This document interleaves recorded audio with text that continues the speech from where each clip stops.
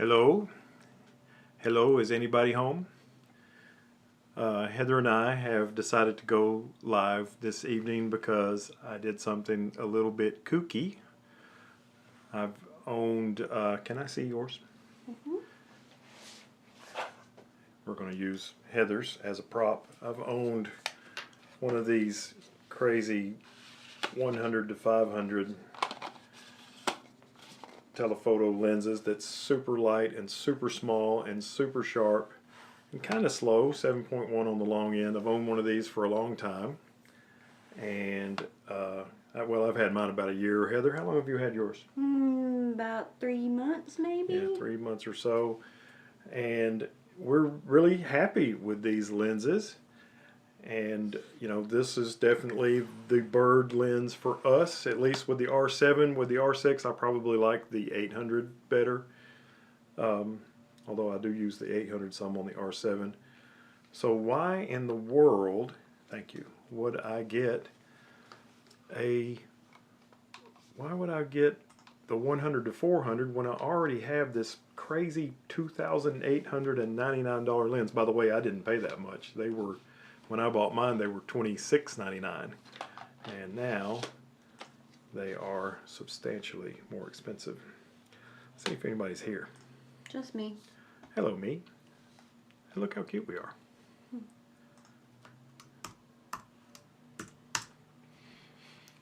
So, what is it about this lens that makes it not perfect for everything? Well, it's a good bird lens, like we already talked about. It has a good minimum focus distance, so it would be like a good butterfly lens. I always used to like my Nikon 200 to 500, which I still have, as a butterfly lens, so you can get really close, but not too close to where you'd scare a butterfly off this time of year, especially August and September are the butterfly months, really. And hi, Mike. And so this is great for that. But why in the world?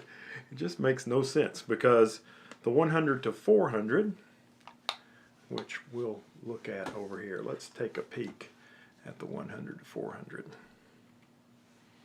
over here.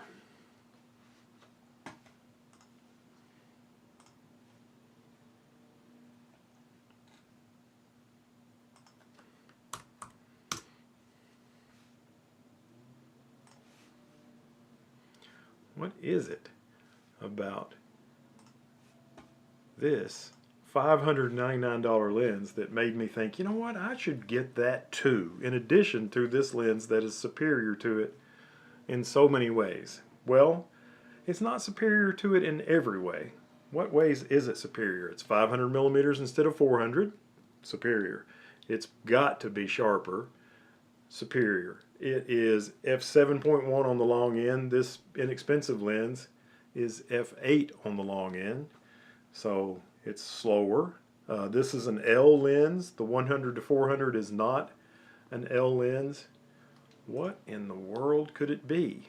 It's not that it's cheaper, because I've already got I already have the expensive lens. So it's not that I'm trying to save money by not buying the expensive lens.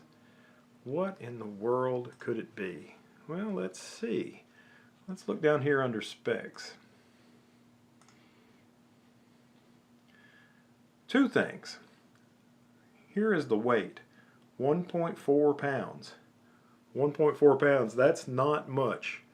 So if you are coming into waterfall season like we are here, and my plan is to carry the R7 and an ultra wide lens. I like the 10 to 18 EFS lens adapted, and the 18 to 150. That should do everything I need for landscape photography. But what if I'm hiking on a trail to the waterfall and I see an interesting bird? Well, this lens, while it is super small, it's still pretty hefty. It weighs 3 pounds. The 100 to 400 only weighs 1.4 pounds. It actually weighs less than my 100 millimeter macro lens, which, thinking of macro, that brings me to another point. Let's see. The 100 to 400 has a maximum magnification of 0.41. So let's see what the 100 to 500. You would think the 100 to 500, with it being 100 extra millimeters, would have better magnification.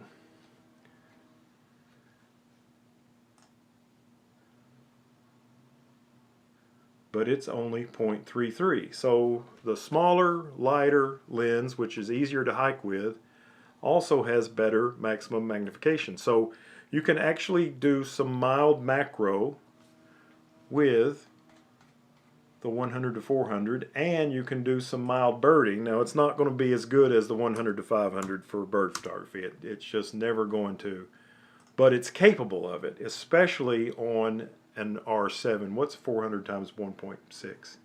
I think it's 560. I could be wrong. 640. 640, thank you. I should have known that. And then another thing, if you put a teleconverter on this lens right here,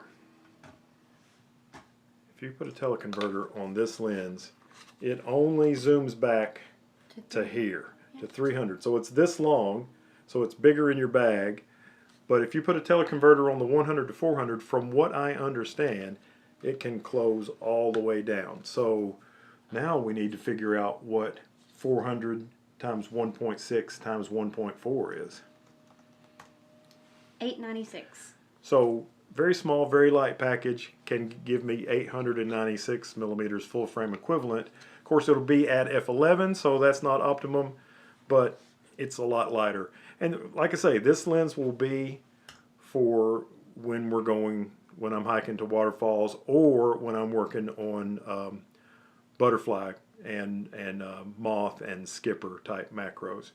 And, you know, didn't really need it. Could have used the other stuff, but this lens, I mean, its regular price is $649, and right now it's on sale for $50 off. And I did not buy it at B&H. I bought my R7 at B&H. We have a couple comments.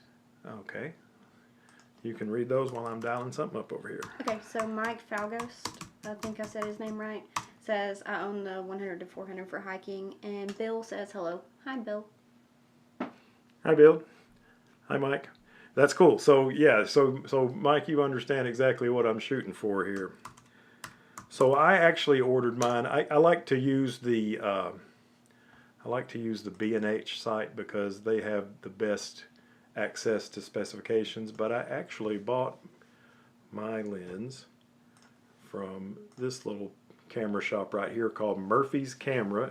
They are in Kentucky, and we live in Tennessee. So if you order in the morning for Murphy Camera, you'll get your lens the very next day, unless your UPS driver gets lost.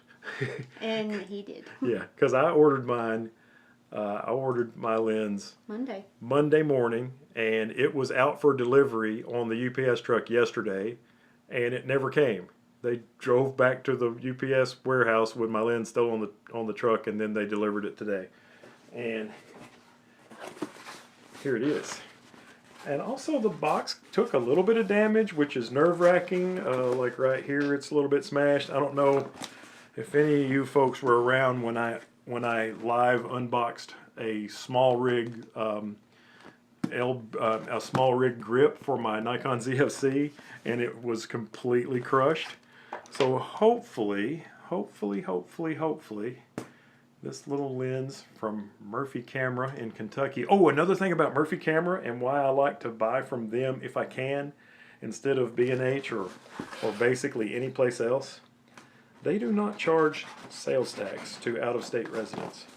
So there's a little bit more savings. So $599, no shipping, no sales tax, and delivered quickly.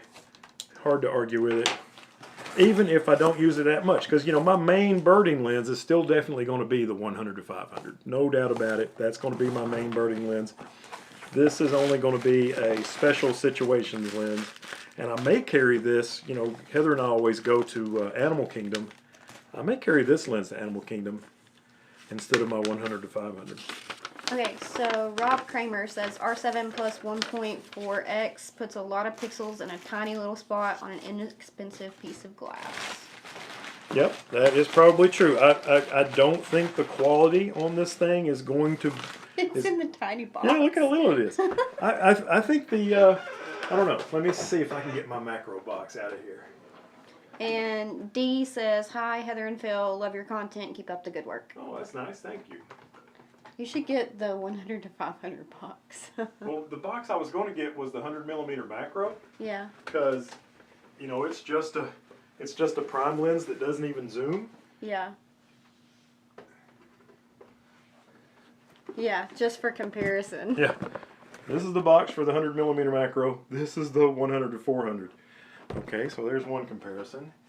And let's do Heather's comparison. I think this is the... Yeah, it is. Yeah, I was going to say mine's... So here is the 100 to 500. Kaboom! And it's a small lens. The best feature of this lens is that it's small. But this one is... Look at that. This one's much smaller. There's like a box with a nifty 50 in it or something. Okay, let's put this up.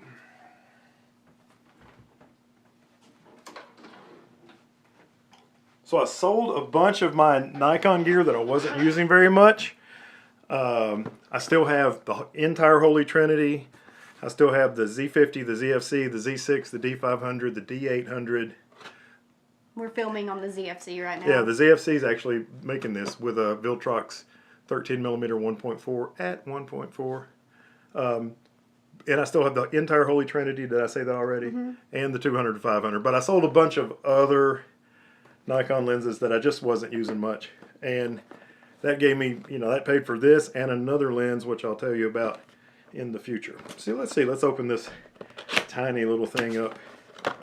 So this is a budget lens. And, you know, if you have an R7 or an R10 or, you know, really an RP, any RF camera, and you want a telephoto lens, but you don't want to spend a whole bunch of money, this is certainly an option. Look how little it is.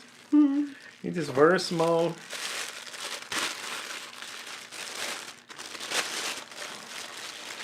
So this may be some of you folks' first live stream of ours that you've seen. Thank you for catching that. Mm-hmm. The lens cap was not on tight, and when I opened it up, it fell out. So there it is. You want to hold that for me, and I'll get this box out of the way. You like that?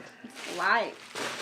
So do we at some point talk about why I chose the 100 to 500 over this? Oh, yeah. Well, Heather was considering this lens, you know, and she was also considering buying a used EF 100 to 400.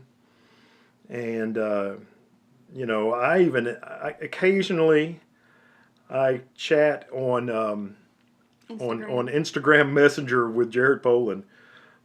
Which you'd think he would not reply to me at all, but sometimes he does. It's very strange. And I asked him one day, I knew that he was, from his Instagram story, I knew that he was testing this lens when it was just about to come out, and I asked him what he thought of it. Images, then use a 100 to 400. I mean it.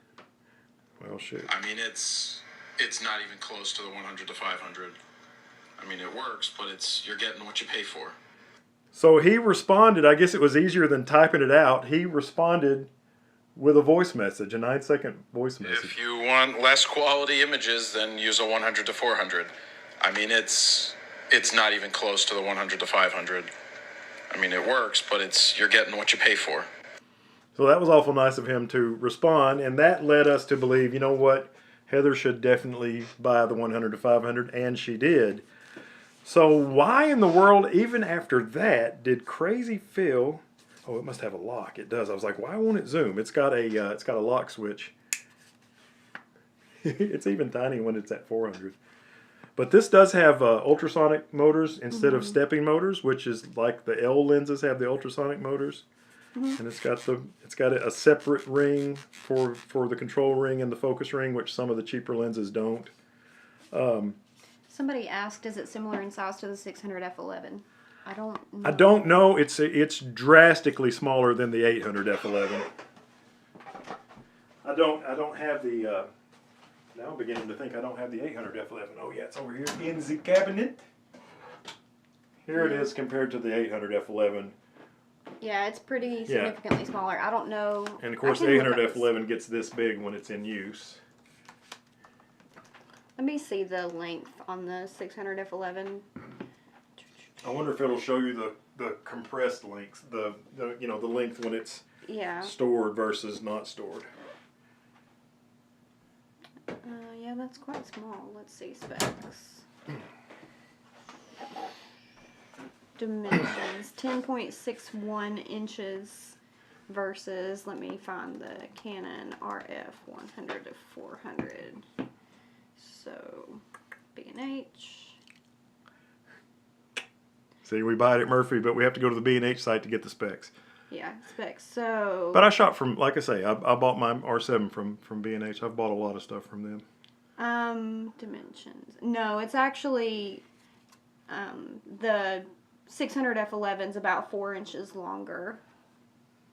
That makes sense. Plus, it gets bigger to be usable. Of course, to get to 400, this one gets bigger too. Yeah. But for storage, that's what's so cool about it. And for carrying, if you hike 3 miles carrying this 1.4 pound lens versus carrying that 3 pound lens, even though the 3 pound lens is light, it's still going to make a difference. So it goes back. Jared says, don't get this lens. But this lens is good for mild macro, like I've mentioned butterflies a bunch of times, which I really like to shoot, and maybe even small plants and flowers and salamanders along the trail while I'm hiking to a waterfall. And I think this lens will be dynamite for that. And I've seen, Jared was at a Phillies game using this lens. It's not going to be as good as what he's used to. He's used to a 400 2.8 or something like that.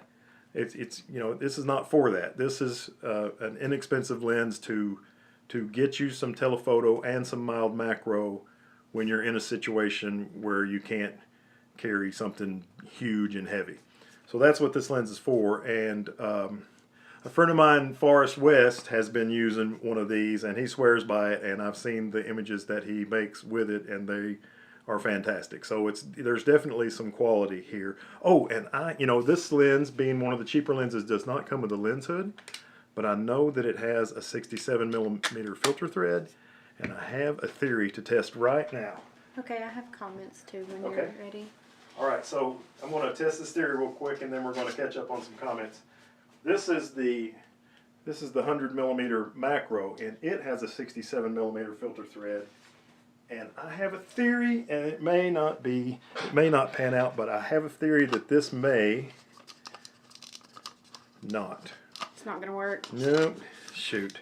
That would have been awesome if I could have just shared lens hoods with this and my macro lens, but it does not fit. Okay, what are the questions? Okay, so Rob Kramer says, I hate those RF back caps. Yes, me too. Yeah, they're That bad. is the worst thing about the camera, the RF system, is the back caps, for sure. Yeah. Let's see. D says, are you going to do a video showing the results using the RF 100 to 400 for birding and macro? Definitely. Now, let me show you a little something. Come up with some more questions, and I gotta pull something up over here. Some of these are just some comments. Wonder how much difference it is to the 100 to 500. I guess we'll see. Yeah. Maybe you just need to get into the gym, Phil, and just carry the 100 to 500 while you're hiking. Maybe so. Who said that? Slingshot versus. That's funny. Oh, and by the way, some of you, I think I may have started saying this, but never did finish it.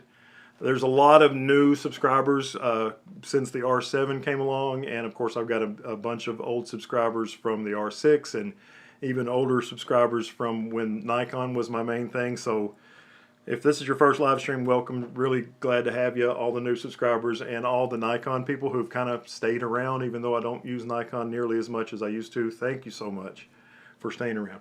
Okay, now, you got something for me? Oh, I've got more. We gotta get caught up, sir. Cool.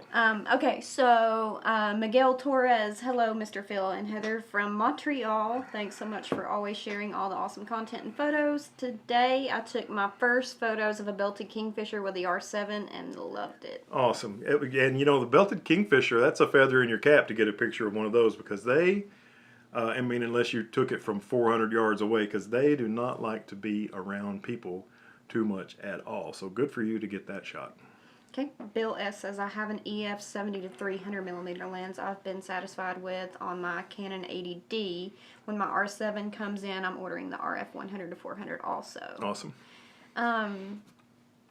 Melinda Wheeler, it's the most fun lens I've had for hiking. So lightweight and almost macro. Loved all the posts on the R7. Forest Pictures convinced me to buy this lens, by the way. Yeah, Forrest is awesome. You know, I met Forrest. I was down at a place along the Tennessee River Park where I go all the time, and Forrest came up and he knew me. I've never had anybody come up and know me from my YouTube channel before, just here in Chattanooga, but Forrest knew who I was, so I thought, whoa, hello, person. And anyway, turns out that the guy is an absolutely brilliant photographer. If you ever want to check him out on Instagram, he's on there as Snappin' Wowzers. And you'll see me mention him a lot of times in future videos. What else we got? Okay. Ray says, just get the 120 to 300 2.8. Maybe so. Maybe one day. Ray is a Nikon shooter, but he uses a Sigma 120 to 300 f 2.8. And he's on his second one. He had the second generation, and now he's on the third and current generation. I think I think it's the current generation, and I think it's the third. But he's basically a pro sports photographer, and he swears by that lens. But the cool thing about that lens, especially seeing as how I've gone kind of from Nikon to Canon, is Sigma makes it for both mounts. I could get a Nikon F mount and adapt it to my other cameras. Ron says, you're welcome from a Nikon user. Hi, Ron. Orlando says, I own the 100-500 and I picked up the 100-400 when I went on vacation. Loved using it at Disney. Didn't want to take such an expensive lens on vacation. It serves a purpose and takes awesome shots. That's awesome. We took, well, actually, I took the 100-500 last January when we went. But I think this year I'm going to take this and some of the...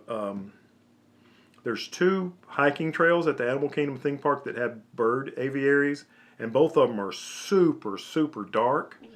And I'm going to take, and I think Heather is too, we're going to take 70 to 200 2.8s. Yeah. And use them in there. Because we looked at our pictures, and most of the time we weren't at 500 millimeters. Yeah, because the birds get so close to you in those aviaries. Yeah, you so don't need the reach. So I was using the 100 to 500 on full frame, and I'll just use the 70 to 200 in there because it's so dark. This is not a good lens for darkness. But on the safari ride, this would be dynamite.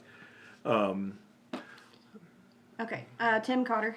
There's still a Fujifilm user around. Awesome. When you do travel, do you prefer? Yeah, Tim's got the new.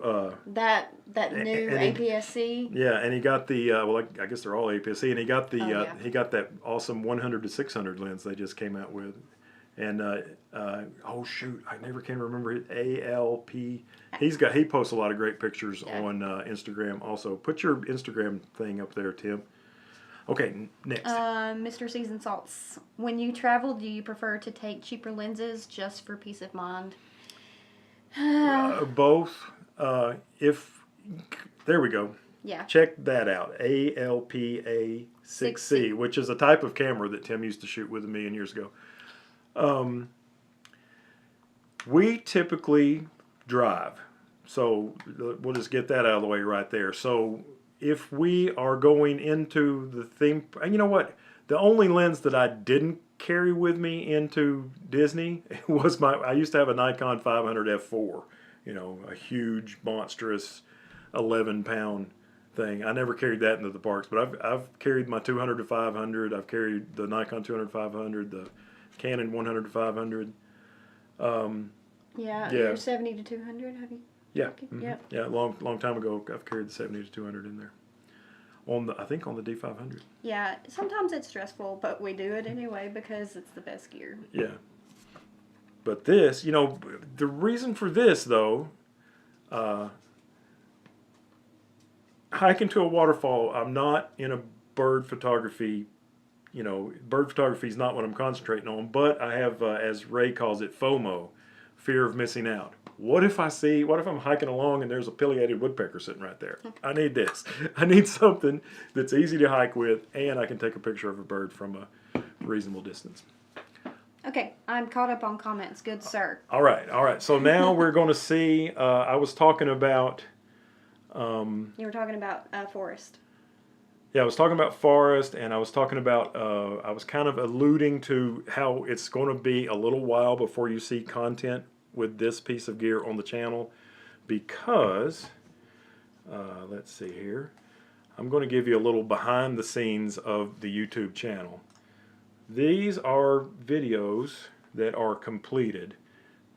Today this macro video came out, and then on August 6th I've got a video, on August 8th I got a video, August 10th we got the 6th version of Bugs from Work, August 13th I've got infrared at Universal Studios, August 15th, August 17th, August 20th, August 22nd, August 24th. I did some focus bracketing. Heather and I did on for that's coming out August 27th. So it's what I'm saying is It's going to be till September. A lot of content coming, and look at all this R7 content. R7, R7, R7, R7, R7, R7, R7. This is half and half. This was R7. Anyway, a lot of R7 content coming, and don't feel like, oh man, he got rid of that lens. There's going to be content coming with this lens. It's just going to be a little while. Pretty excited about it. Let's see. I'm supposed to be doing an unboxing. 67mm filter thread. Nice cap. Horrible back cap like all RF lenses. It feels good in the hand. 3 switches. Autofocus, manual focus, stabilizer on and off, and a lock. But at least while it's brand new, there's virtually no lens creep. But, you know, I imagine 5 years from now, if I've used this a lot, it'll probably have lens creep. Pretty cool. I like it. It's very little. I like it a lot. I think I'll put it on the R7 and see what it looks like. Okay. I'm really bummed that my other... Oh, you know what? Look at this one. Also doesn't work. I'm going to turn this. I hate changing lenses, even indoors when there's a ceiling fan on. That drives me crazy. Mr. Season Salts, I love that YouTube name. He says, excited, been really enjoying the R7 plus 800 F11 combo for birds in Florida. I think that's what FL means. Yeah, I would say probably so. The first day I went out shooting with the R7, I ended up putting the 800 on, and I haven't used it since, but I did enjoy it that day for sure. Okay, so here's what it looks like on the R7. Small camera, small lens. You know what it reminds me of? What's that? My 18-400. Yeah. Just in form factor. Well, and Mike Mitchum was talking about how he wants to get an 18-400 for his R7.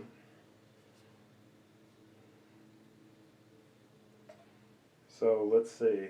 There's F8. Oh wow, I can barely just get your eyeball in the shot. You've got it all mechanical. Yeah. Look. 400 millimeters, that's what you get. Just Heather's eyeball, nothing else. Steven Stewart said, hello, just saw you were live. Mike says Amazon has a lens hood for $13.99. Mike Mitchum said that? Yeah. Well, we might need to check that out, because I think I might want one of those. Anyway, so far so good. As usual, with almost every lens I've ever bought, the first picture is of Heather's eye.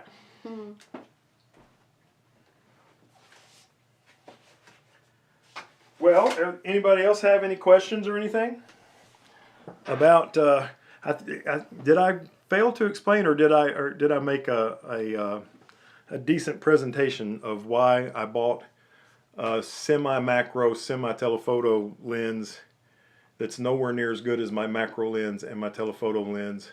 Yeah, I think you did in my book, because you want to take it hiking and have it as a just in case you see something that you might lose your mind if you don't get a picture of.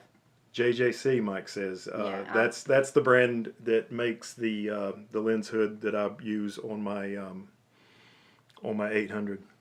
Got it pulled up? Yeah. Yeah, that looks good. That looks good. I like it. Very nice. Looks like it's padded. Did it look like it was padded on the inside? don't know. What is it? JJC? ET74B.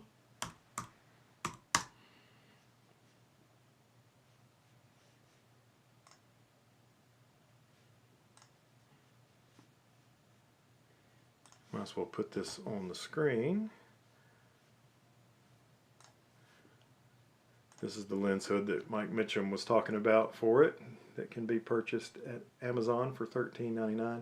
But Mike was thinking about getting an 18-400, and we didn't do that. You know, Heather had the 18-400 for Nikon, Yeah. and she made that thing work, but It had its challenges. There are some sharpness issues with that lens, and it could have been just, you know, adapting that Tamron lens for Nikon F with an FTZ adapter to a Nikon Z50. That could have been where the mud was in the water, but That and you. I just really prefer. Sorry to interrupt you. I just really prefer to get lenses made by the actual manufacturer. Yeah, that's kind of where I was going to go to. With it being a third-party manufacturer, the chance that the original manufacturer for your body makes an update that makes the lens not compatible, and then you've got, like Ray experienced with his G1 lenses, and he had to upgrade to G2 lenses when he went for the mirrorless system. It was... Yeah. But Ray has that Sigma 120-300, and Nikon makes one, but the thing's like, how much is it? ridiculous. It's crazy expensive. Let's see how much that thing is.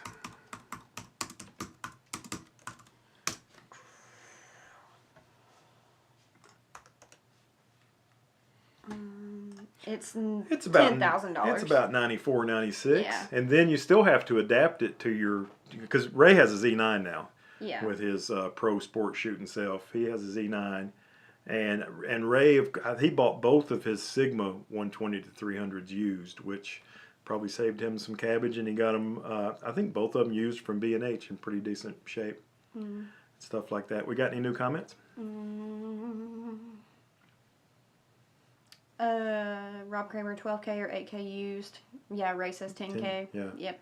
Ray, what did you pay for your? If you don't mind us asking, how much did your used Sigma set you back? About $2,000, $2,500, something like that. You can check Ray out at Ray Soldano. 3,000, he said. Oh, $3,000. Okay. Ray Soldano Photography, about $700 off a new one. Okay, but he got it in virtually brand new condition. Yeah. Today's beer is water out of the tap on the refrigerator. Hi, Hassan. Hey, Hassan. Good evening. So what will be in your bag when you go waterfall hiking? Well, I'll show you. The Waterfall rig, at least, you know, when I'm in a Canon mood, which I am right now, will be this lens right here, which is an ultra wide. It's a 10.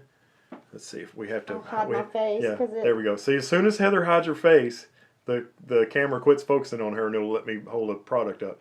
This is the 10-18. It's an EFS, which means it's for DSLRs, and the S means it's APS-C. It's light as a feather. It's even light. This has the adapter on it, and right now I've got a crazy infrared filter on the front. But I'll carry this, which gets me 10-18, which is 16 to 20 something. No, it's more than that. 28 or something. Yeah. Okay, so there's that. Light as a feather, tiny. Next up, we have 18 to 150. This is the kit lens for the R7. It's 18 to 150. That'll do everything you need for landscape. Right here with these two tiny lenses. And then, for the hike, the 100 to 400. So just in case there's a cool looking mushroom or a cool looking bird or whatever, we'll be ready to rock and roll with this. And the whole thing weighs nothing. And then, you know, other than that, I'll carry... I would be willing to bet that those three lenses combined is the weight of the 100 to 500 alone. I bet it's lighter. Yeah. And of course, for vlogging, I'll use the. This is the case for it. I'll use the DJI Pocket 2 with its built-in wireless system. So the entire video YouTube system is this, which is fantastic. Hassan says, I picked up a Sigma FPL. Awesome little camera. Sigma FPL. I'm going to have to Google that to see what that is. Yeah. Tom says, I own that lens. Love it. I wonder which one he means. I bet he means the 10 to 18. Or he might mean the 100-400. Yeah, I don't know. Both of them are cool. Ray says, I just want Tamron to make that 35 to 150, 2.0 to 2.8 for Z, or maybe I just need a Sony body. I don't know, Ray, you should have got the Sony body before you bought the Z9. But yeah, that would be a great lens. That yeah, 35 to he responded. Oh, okay, cool. Well, good. I'm glad everybody who owns the lens is giving me good feedback about it, because other than one picture of Heather's eyeball, I haven't used it yet. Oh, I didn't turn the fan back on when I changed lenses. It will get to be 1,000 degrees in here if I don't do that. Do you think the 51.8 is worth it for landscape on the R7? I've got the R7 with the 18. I wouldn't think so. No, I think you should get that. Oh, sorry, I just interrupted you. Yeah, it's cool. I was going to say, if you were going to shoot it at 1.8, maybe, but if you're shooting landscape, you're usually going to stop that down. So. Yeah, that's you're if you're doing landscape photography, you're in F8 territory and F11. But, and I'm sure I'm going to make a video about this at some point, the 51.8 is the portrait lens. That's the poor man's portrait lens, especially on a Canon 1.6 crop. Because I think if you were to do the math and multiply 1.6 times 50, you would get 80. And the perfect. Yes. Was my math right on that? Yep. The perfect portrait photo focal length is 85. So, for less than $200, you can get a 1.8 to put on your R7 or your R10, 50 millimeters, 80 full frame equivalent, and you got a portrait lens right there. I think maybe next time Casey comes into town, I'll maybe make a video of chasing her around and taking pictures. Okay. Corey996 just picked up the RF 70 to 200 f2.8 a couple days ago and really like it. So I wanted to say thanks for your previous input and help. That is a great lens. I wish if I hadn't just spent $3,000 on a 100 to 500, I probably would have picked up the RF 70 to 200. But my EF is pretty cool. Well, the good news about your EF is it's probably let's say you wait until a year after buying it. Then you can sell it, get almost every bit you paid for it back, and buy the RF. I love the RF, and who was that? Corey996. Make sure and watch Saturday morning's video. I have a space-saving tip about that lens and the 100 to 500 that I can't wait for the people that own those two lenses to see. So Saturday morning, 7:30 Eastern, check that video out. I'm excited about people seeing that one. Ron says my 50 millimeter is the least used lens I have. I got it for panos. I'm a Nikon Z user, by the way. I just sold my Nikon F-mount 50 millimeter 1.8, and the reason I sold it is because I didn't use it on full frame, but I did use it on APS-C cameras. But I've got, is that the cat? Yeah, the cat's running up and down the hallway. I thought the cat was wanting to come in, but she's just going crazy up and down the hall. But Viltrox sent me to test out this lens. I think it's this one. Yeah, they sent me this 56 millimeter 1.4 Z mount, and this thing is just killer. It blows that 50 millimeter Nikon F mount lens away. So I sold it, and I think Ray was the original owner of that lens, and I owned it longer than him. But now it's at Used Photo Pro. But this lens, this 56 1.4, I have requested Viltrox, please make this for Canon RF, because it would be awesome. Hassan says, glad you guys are enjoying your new cameras. The R7 looks like a great little package. My Sigma FPL is smaller than your R7. Oh, wow. Okay, did we Google that? Not yet. Sigma Let's Google it right now. FPL. Oh, it's little. Oh, that's cute. I wonder what FPL stands for. Holy smoke, it's not cheap. At least at Amazon. Let me pull up B&H. It looks like it's full frame. Is that full frame? It's so cute. Let me see specs. Oh, it's a Leica mount. What an interesting camera. It's 62.4 megapixels. Effective 61 megapixels. And it's tiny. That's cool. Have to share some pictures somewhere that I can access, and I'd like to see what you can do with that thing. That's neat. FPL. I wonder what it stands for. I bet L is L mount. Is it L mount? Yeah, it's like a L. Don't let David Saylor see that. He'll buy one for sure. Yeah. That's right up David's alley. That's cool. Corey, looking forward to the upcoming video. I considered the EF 70-200, but the weight savings with the new RF version was a must. Yeah. And savings of space in your bag. Yeah. Is the other thing.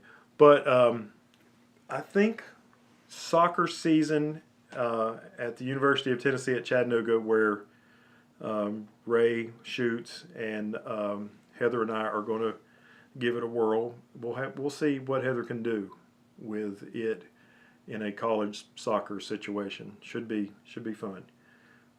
I know I'm excited about it. That's the first home match that we're able to go to is August 21st. I think that's the first home match anyway. So. Well, there you go. That works out. So we're not going to miss any, at least not immediately. Mm-hmm. Hassan says he got his camera for a little less. That's good. Anytime you can find a bargain, go for it.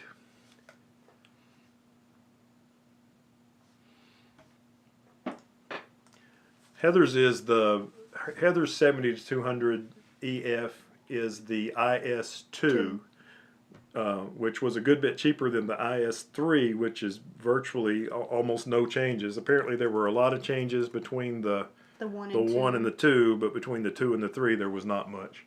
Yeah. And so she found a 2 in basically mint condition. Yeah, you can get it. It's over there.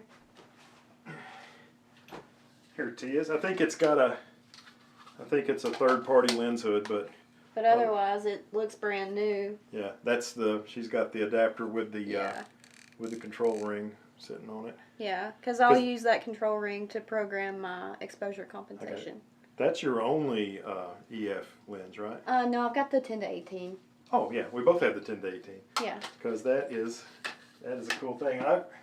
Both of my EF lenses, I've only got 2. I've got the 10-18, and then I also bought this for full frame. I bought this 17-40, and it's an L lens. It's f4 continuous. It doesn't have stabilization, but it's sharp as a tack.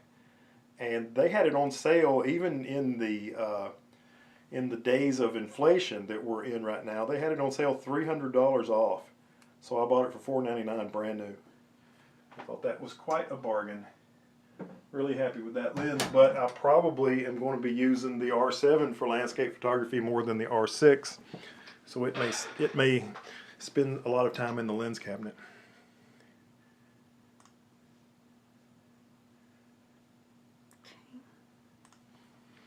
What else we got going on, Heather? No more comments. No more comments? No.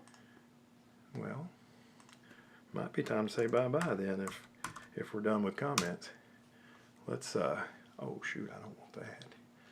I just accidentally brought up a Sony lens that I'm not interested in at all.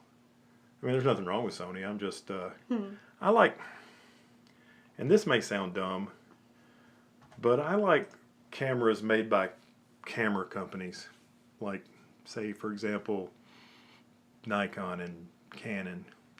Sony, to me, they make PlayStations and televisions. They make great cameras too, but I just don't, when somebody says Canon, what's the first thing you think of? Cameras and printers. Yeah, cameras and printers, that's right. And Nikon, you think of cameras and binoculars or something. Sony, you don't really think of cameras immediately. We got a couple more comments. Yay!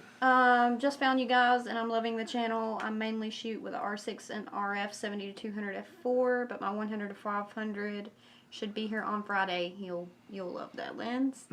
Oh, that 70-200 f4 RF is, the 70-200 2.8 is tiny. The f4 is extra tiny with cheese. R7 on back order though. I would, if I were you, just kind of watch the Canon website and Amazon, because here lately they've been getting just a few in stock every night, and people are kind of snacking them. They're snacking them. Snatching. Snatching them. They're snacking them. But I mean, if you're sitting there on a back order, it might not hurt to just kind of. I can't remember what product it was. It was either the 70-200, the RF 70-200, or the RF 100-500. But I would every day look at Murphy and B&H and Allen's and Roberts and Amazon and every place until I finally found one and immediately snagged it.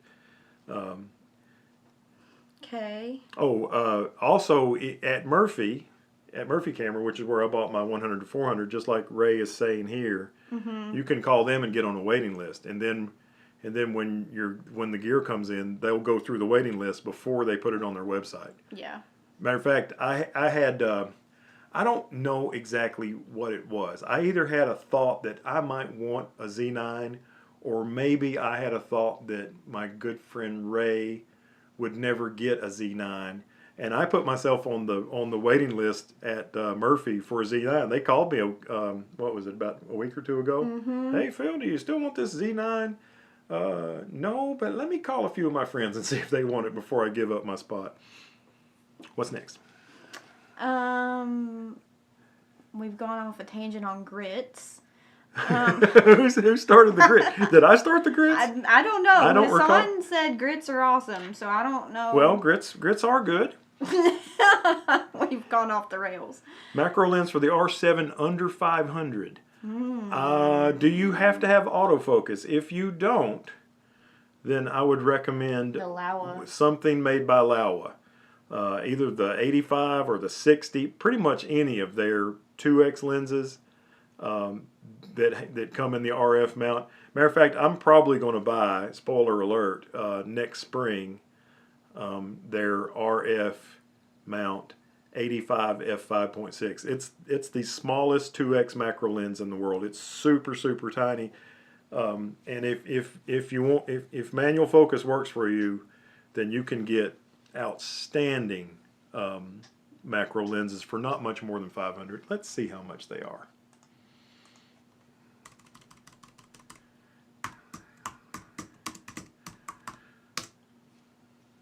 Yeah, that 100, that's for Sony E though.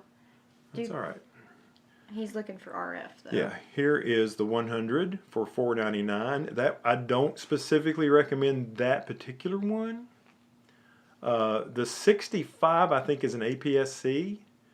I don't know if they make it for. I don't know if they make it in the RF mount. Now this 25, it's a 2.5. The minimum magnification is 2.5, and I don't recommend that one. Not unless you are just going off the rails on a crazy train for macro. This is the one I like, but that's the Sony E version. Here's the one I like is right here. I wonder if it'll let me change mounts down here. Yes, it will. Hang on just one second.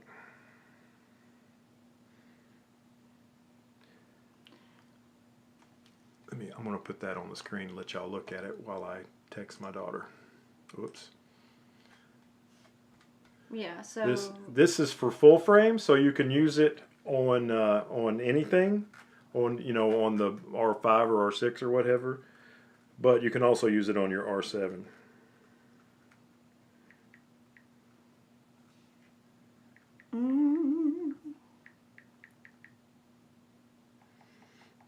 Got any more comments while I'm trying to text Casey? Rob, okay. Okay, you're driving for just. All right, sorry guys. So we have, well, I can't tell him some of these comments, but I can look at your questions. Let's see. Ray, now I just need to pull the trigger on a gasp MacBook Pro 14-inch. Just come on and drink the Kool-Aid. Get the Mac, get it with the M1 chip, and you can process like a madman. That thing is crazy. Let's see. North Prairie. I'm majority wildlife and documentary photographer with a nonprofit that takes people, with disabilities hunting. I love that. So I spend hundreds of hours in the bush, and I'm really excited about the crop on the R7. So I don't know, North Prairie, if you have watched the channel very much, but I actually have a physical disability, so we have to do kind of accessible hikes for me. So it's very interesting to me that you help people with disabilities go hunting. That's awesome. Yeah, get the MacBook Pro. You will love it for sure. When you have the RF 100 to 400, will you still use the 100 to 500? Yeah, he definitely will. He will still use his 100 to 500. No, I'm selling it. No, you're not. No, the 100 to 500 is going to be my main bird photography lens. You want to switch it back to you? Oh, yeah. Yeah, the 100 to 500 is my main deal. The 100 to 400 is for situations where I don't want to carry a lens as big as the 100 to 500. Even though the 100 to 500 is small, the 100 to 400 is extra small. Oh, I'll have to look into a track chair. So me and North Prairie Life have gotten off on a little bit of a tangent. They help people with disabilities go hunting. So I was telling them how we typically go on accessible hikes for me. Yeah. And they recommended looking at a track chair. Yeah, Heather, like if I mean, first of all, she can't go a long way. Mm-hmm. So there's that. And if the hiking trail is not very level or it has roots that stick up a little bit, it's not good. Yeah. Like when we go to Disney World, Heather rents a scooty scoot, we call it, a power scooter. And then she goes from the slowest person in the party to we're all going, wait. Yeah. So anyway, it's all good. Let's see. Miguel says I use the Tokina 100mm f2.8 macro and it is awesome, less than $500. That's cool. We were teasing Ray because he said, gasp, he's going to have to get a MacBook Pro. Well, he needs one. Yeah, I told him. Now, Ray sent me a message and a file and wanted to see how fast my inexpensive Mac Mini with an M1 chip would run it through Topaz denoise.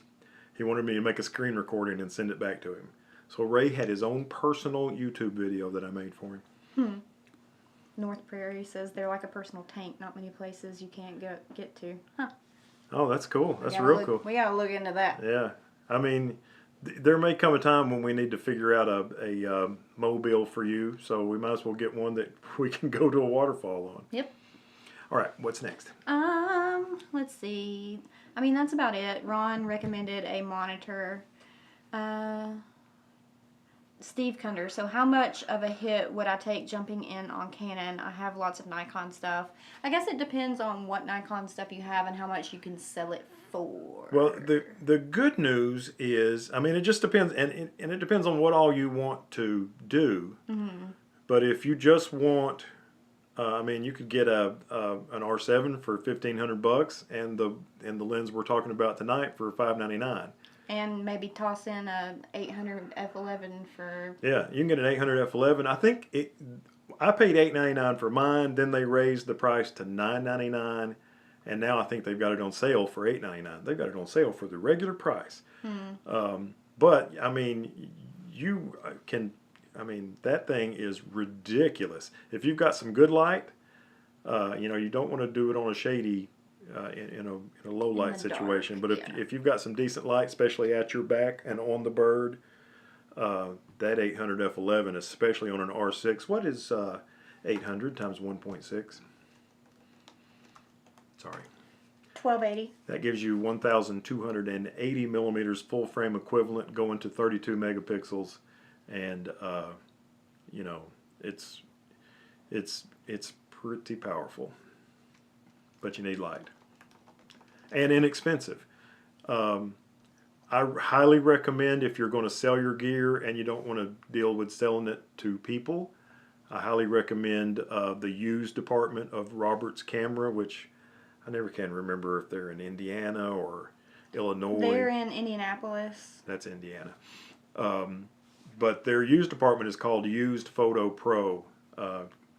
They will, I think they give you more money for your gear than KEH than does. KEH and B&H. I think they give you a better deal, and they let you grade your own stuff. They'll tell you this is how much we'll give you. Then you can print a shipping label, go down to UPS, pop that thing on there and send it. And once they take a look at your gear, they PayPal you the money. I had my money the next day. Yeah.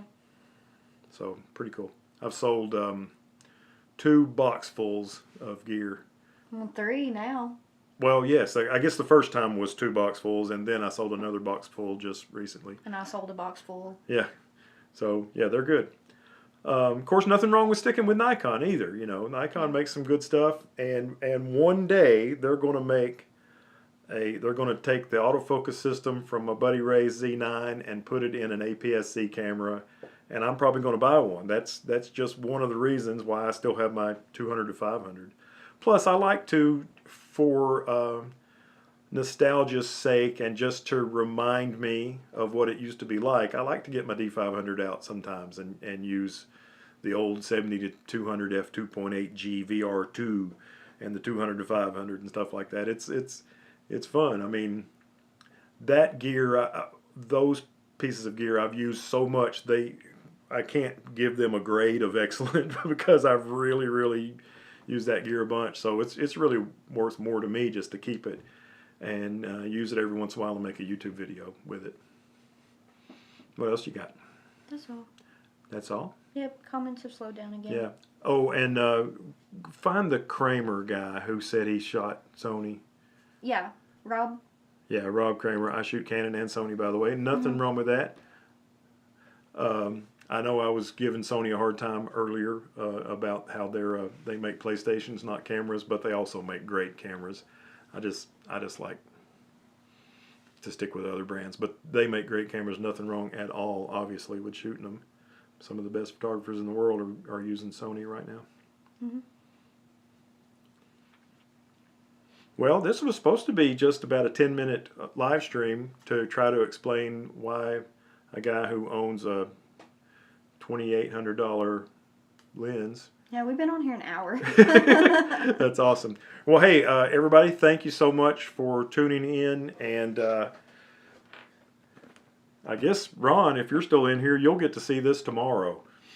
And I'll get to shoot with it for the first time besides Heather's eyeball tomorrow because it's probably... No, there's still daylight out there. Yeah, it's just 8 o'clock. Yeah. Sunset's here in about an hour. I may go do a internal focus bracketing stack with it of a zinnia flower or something here in a minute.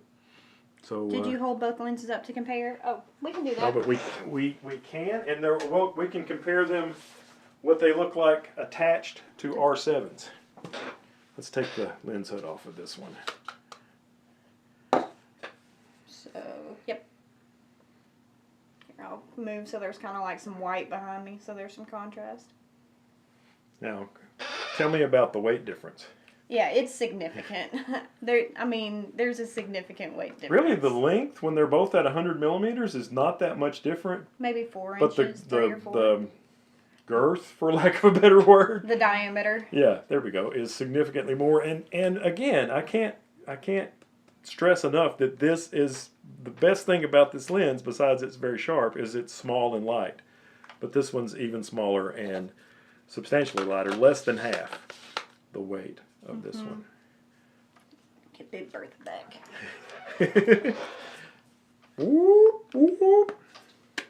Cool. I'm excited about trying this thing out.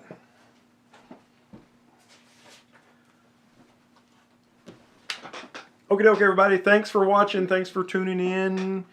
Hope to see you soon. Thanks for all the new subscribers from the R7 content. Hope you stay around because that's what we do. The content that you're seeing right now is what we do all the time. We go out and do photography of something, whether it's macro or landscape or birds or Waterfalls. waterfalls, nightscapes, just something, you know. But there's no specific thing that this channel is about. So hope you stay around, and thanks for joining